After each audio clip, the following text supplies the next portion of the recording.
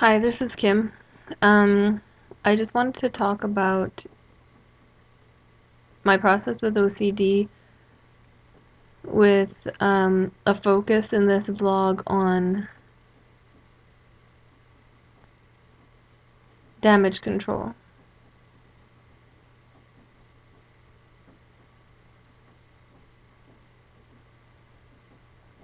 Because that has been one of the two main areas in which I've been working on enhancing myself. So, I was invited yesterday to um, Taekwondo class with a friend, with a bunch of girlfriends actually. And normally that should be something I would be excited about. I mean, I really like being active and spending time with friends, and um, instead it's like a nightmare because of the chain of reactions it sets off.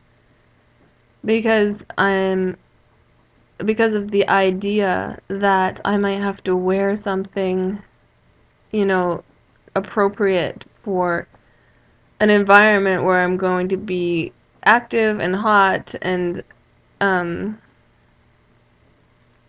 I can't cover up. I'm gonna have to be showing some skin. And that's very not cool for the disorder. I mean, it's not cool for me within the disorder because of this series of reactions it sets off and how that in fact feeds and perpetuates my skin picking disorder. So I had been doing really well, and then that came up, and I promised that I would go, and I really didn't want to go, and I didn't want to go because I knew that this would happen, and it did happen, and I fell. So, when I promised I would go, I knew very well that this was a possibility, and it just felt like this wall wherein I didn't know what to do or how to stop it, but that's such a delusion because if I had just sat down and written out a schedule and a plan for myself for this morning, because I was invited yesterday evening, I would have had a plan to stick to, and I turned off my um,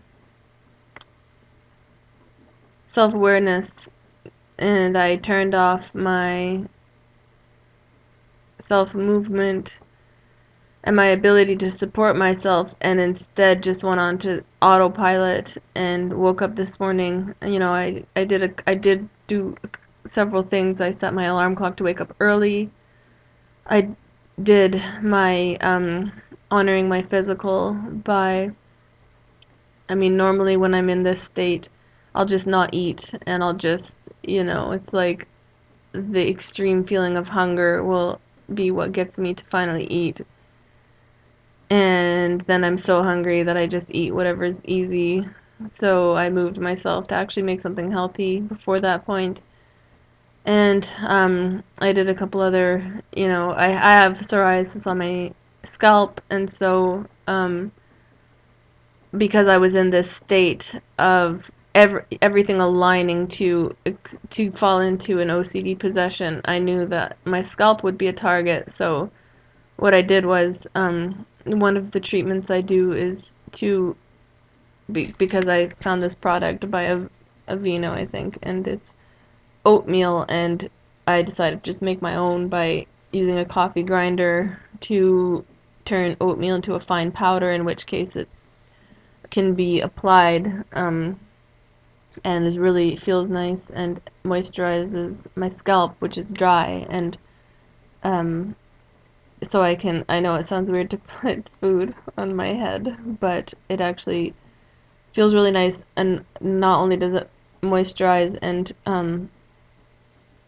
make me more physically comfortable, but it also prevents me from my hands from roaming and wandering up there and you know just being bad.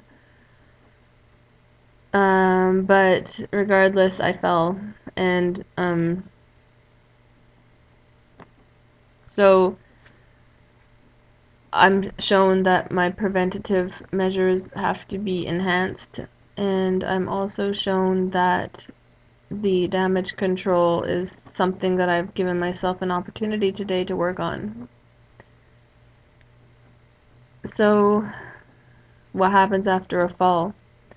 You feel like absolute shit, pardon my language, and the day could be ruined. And I mean, the situation that I would paint is I would stay inside all day, not go outside, cancel my plans with my girlfriends to go to the Taekwondo class. But that's why last night when she invited me, I said, I promise, I'll go. Because I knew that I would cancel. And now I'm gonna go. And that's part of my damage control, which is breathing through my reactions. Um, after it happened, I picked myself up, I took a shower, I applied cream in a physical statement of honoring and caring for my physical body instead of remaining in the cycle of judgment and hiding and avoiding the consequences by just going with the flow. My technique for damage control is to stand up from within those reactions and, stop it. Just stop the cycle of being down on myself and going along with that and picking myself up and placing myself in the stance of being strong, because I do experience periods of being strong and I act differently in those times.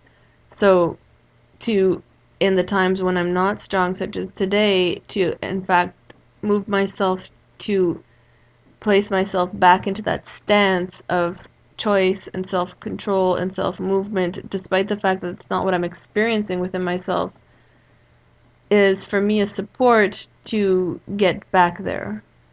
So, within